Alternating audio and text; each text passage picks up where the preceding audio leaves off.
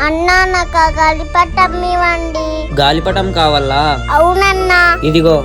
Thank you Anna.